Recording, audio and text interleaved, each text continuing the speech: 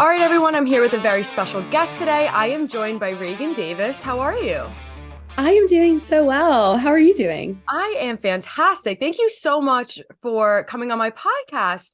I wanted to have you on because I saw kind of different to other fitness influencers and health and fitness accounts that I see on the regular. It seems like you do a little bit of power training mixed in with your style training, and that you also are, correct me if I'm wrong, like a nutritionist. Yes, I do nutrition coaching as well. Awesome. So I saw something in your bio. I'm gonna have to pull it up because I forget the letters off the top of my head. I saw in your bio it says GVLSC. What the Oh, heck does that mean? Greenville, South Carolina. Oh my God. I was like, Yes. it was next to nutritionist. So I was like, is that like a type I of probably should move that because, yeah, unless you're from here, people are probably like, what the heck is that? yeah. Greenville is, so you're what, like that's more towards the center of South Carolina, right? Yeah, towards the top left, I guess. Okay. Okay. I sometimes like we have people for my full-time job that go down there for work, and they keep saying like, "Oh, you should go." And I'm like, "Somebody invite me and like I'll go for work." But I haven't been yet, but I've heard great Man, things. I'll go. Oh my gosh. So, um tell me, I guess a little bit, because what caught my eye was your style of training and all Yes. that. So, what does a typical week of working out look like for you? Yeah. So I've always kind of grown up playing sports and stuff. I did softball through college. Okay. So very just like functional bodybuilding style training. After college in 2019, got more into bodybuilding style training and then actually started dipping into CrossFit about I guess 2021. So honestly, like not that long ago. But coming from an athletic background, I loved the competitive side that CrossFit offered and just honestly focusing on performance and not being super physique focused. So did that for a little bit and then kind of switched back and forth between like CrossFit some days, bodybuilding some days. And here recently, I've kind of changed up my goals. So last November, I decided that I was going to do a half marathon, Oh my not God. really a runner whatsoever. So I did a half marathon in February. And I had a client that started working with me in December, and she was like, I am doing this event called High Rocks. It is a competition. And she was like, you would actually love it. It's super functional, it's very like athletic focused. And I'd never heard of it. So I looked it up and actually ended up signing up for a competition in Dallas in March. Oh. So it was this past March. So that completely changed my style of training completely. So if you're not familiar with High Rocks, it's 8 different events. So 1,000 meter ski, 1,000 meter row, sled push, sled pull, farmer's carry, 80 meters of burpee broad jumps. And then in between each event, there's an 1,000 meter run. Oh my So God. zero point 0.6 miles. So ended up doing that in March. So my training like completely shifted. It was a lot of like running, a lot of longer, 60-minute AMRAPs of just a bunch of movements, like just moving the whole hour. And honestly, Right. like it sucked. Completely different from what I was Oh yeah. doing. So switching up my training honestly was super fun. And then currently did that competition in March. Now I'm training for another competition in Manchester, UK, actually. It's like the High Rocks Worlds. So doing that and sorry, I just wanted to give that background, like as Yeah, far no, as I've never what heard of that training before. looks like. So now switching to more hybrid endurance training, which has been really fun. Okay, that sounds intense. That sounds Yeah. like nothing I would ever want to put myself through, but I give total props to anyone who can go and do that. It sounds like, I mean, coming from, like you said, you played softball all throughout college and stuff, a lot of people don't know where to go after Mhm. playing sports, and like all they know is kind of competing and not working out for themselves. So there are ways that you can keep like the sport you love, or like that competition factor in your life even though you're done with schooling. Absolutely. And I think you go through seasons where like I've loved bodybuilding style of training, Right. and I've had physique goals, right? Like when I'm focused on physique, running is not, and the athletic Yeah. training isn't it. But when you're focused on performance, like your training does need to um, support that. So right now, I'm actually following a training plan. It's called house programming, but it typically will do like a lift to start the workout. So, like 2 lifts. We've done power cleans and push presses this week. And then second half of the workout is probably about a 45-ish minute like EMOM or AMRAP, Okay. incorporating those high rocks movements, and lots of explosive movements. Okay. So the goal over the next 7 weeks leading up to the race is to get fitter, get faster, and work on not necessarily how much you can lift, but how fast can you lift the weight. Right. Okay. That is something I've done HIIT training and AMRAPs and EMOMs and all that stuff, but I've never really focused too much on how fast. For me, I'm more of Mm-hmm. like, okay, let's just get through it. Let's just get through it, and whatever speed you get through it at, you get through Yeah. it. I know people are gonna ask, obviously I know what it means, but people are probably gonna ask, what is an EMOM and what is an AMRAP? Yes. So an AMRAP stands for as many rounds as possible or as many reps as possible. But typically, so it'll be, okay, you have an hour to do this, an hour AMRAP. So the workout could be, 50-meter sled push, 10 deadlifts, 10-calorie ski, and 200-meter run. And you just repeat that as many times as you can within the hour. So some people may get through 10 rounds, some people may get through 4 rounds, but you just keep moving the whole time. And then an EMOM is every minute on the minute. So you have a certain amount of, you have a minute to complete the allotted reps, and then you rest until the next minute after your reps are done. So that's usually in the morning. And then in the evening, like a 45-minute bike ride or a 45-minute run is typically what they have programmed. Oh my gosh, I could not. 45-minute bike ride, I got that. Yes. 45-minute run, I do not have that in me. Yeah, it's fun, but again, I've found for myself when I'm able, because I think you go through seasons, but when I'm able to focus on performance, I'm not as much focused on my physique just mentally. So Right. it's it gives me a break from being super, what does my stomach look like today? Yeah. So it's a good mental break Yeah. from all of that. And also it encourages my eating in a way that, I'm eating because I want to have a good training session tomorrow, and everything kind of supports that. And it's been good, I think, mentally to step away from worrying about the physique or the weight side of things. Okay, so I have a question now because I've never done a competition like that. I played sports and stuff growing up, but I find that a lot of girls are nervous to stray or to venture off into different types of exercise because they see and I guess I'm part of the blame this, but they see people like just weightlifting on social media and they're like, oh, I want to have like a big butt or like lean arms. Like I have to do just what she's doing.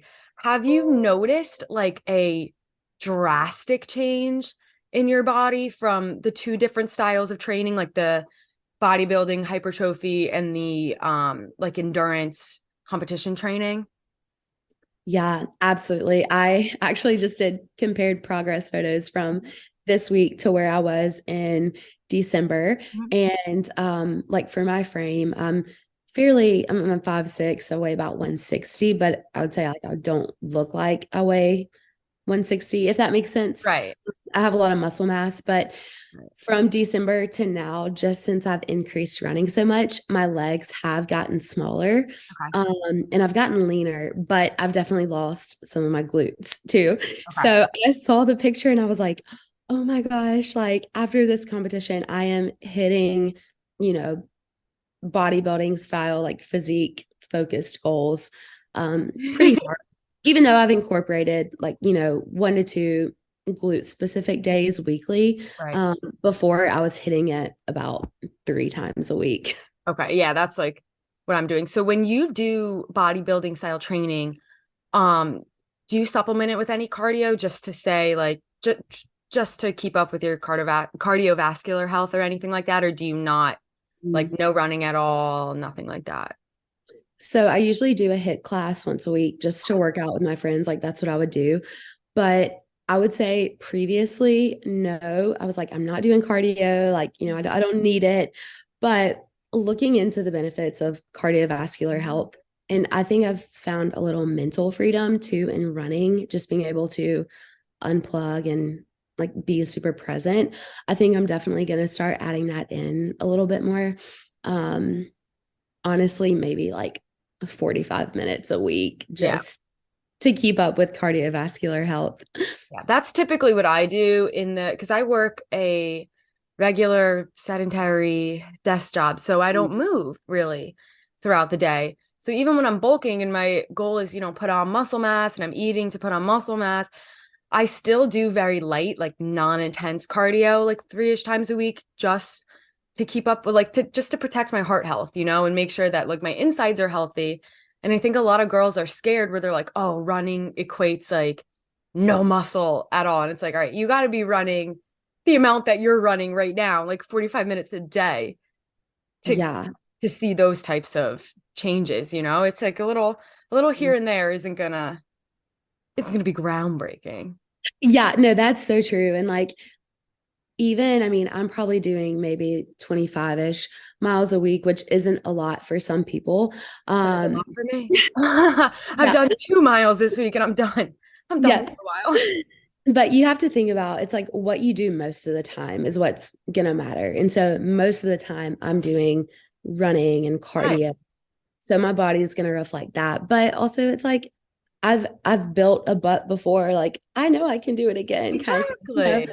So it's kind of like having a growth mindset through it of I'm just in this season of another goal and the next season, like I'll be able to shift to a different goal and execute it.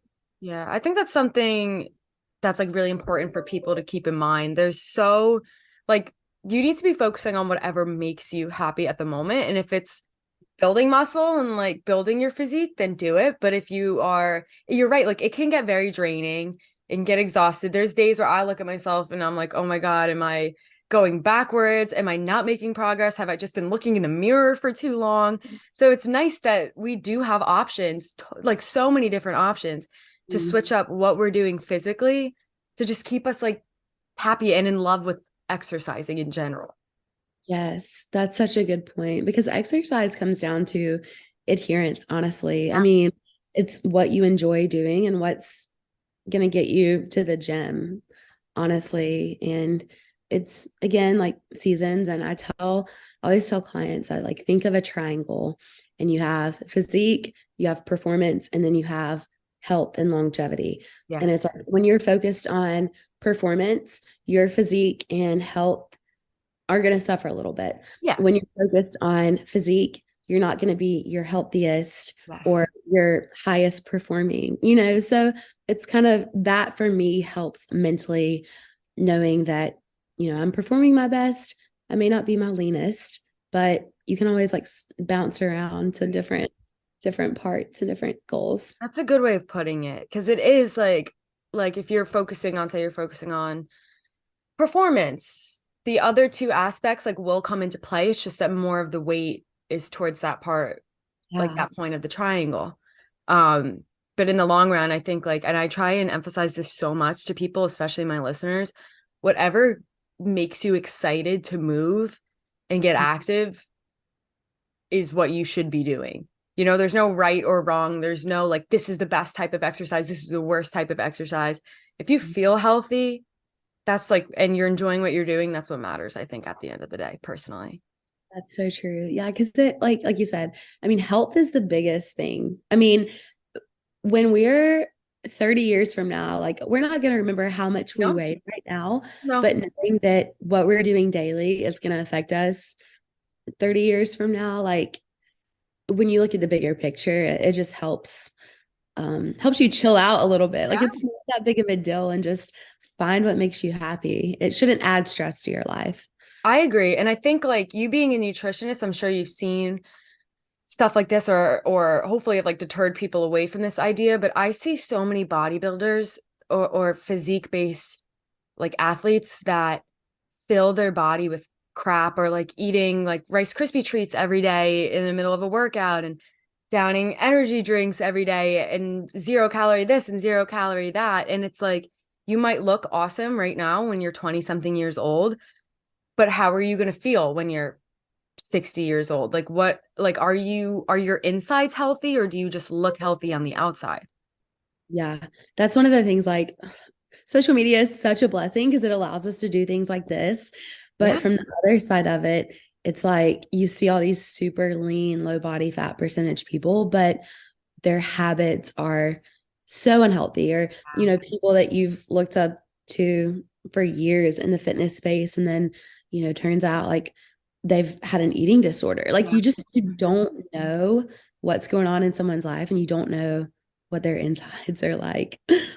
Yeah, I see it all the time and I try and tell like my clients and even like my friends if they're sending me like, "Oh, I found this great like 0 calorie or whatever." I'm like, "It's great that it's no calories, but what are you putting in your body?" And like how often, because if you're constantly every day filling your body with crap, it's going to catch up to you. You know, here and there, it's like Right. we all have a Diet Coke every once in a while and all that, but if you are continuously putting bad stuff in your body just to look good right now, like you're not gonna feel great when you get older. And I think like the healthiest people and the people with the most longevity are the ones who are just taking care of themselves inside and outside. Mhm. I love that. Yeah, we all have our vice. We all have our thing that we enjoy, like from That time to is true. time. That But is so true. One more thing that I wanted to touch upon. I saw that you have your own podcast. It's called the Made for More podcast, right? yes, and Awesome. I need to have you on it. Yes. Oh, I would love to come on. I love to talk, obviously. So what's the premise of the podcast? What made you start it? What is it about?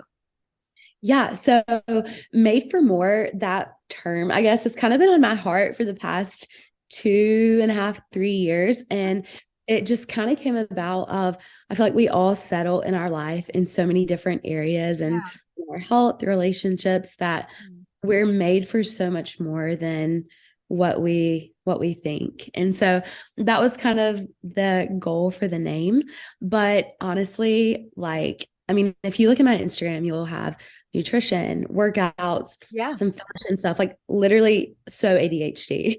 Yeah. But Same. It's okay. that's that's kind of how the podcast is. Like the most current one that we did, I had a therapist on. She talked about emotional availability and attachment styles.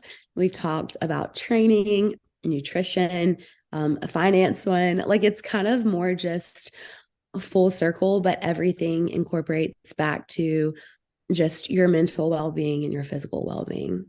I like that. I think that like I love people like you who spread or create this type of media for people like me to consume because it's nice to see like and I kind of try and do the same thing on my own podcast where it's like I'm just a 20 something year old girl.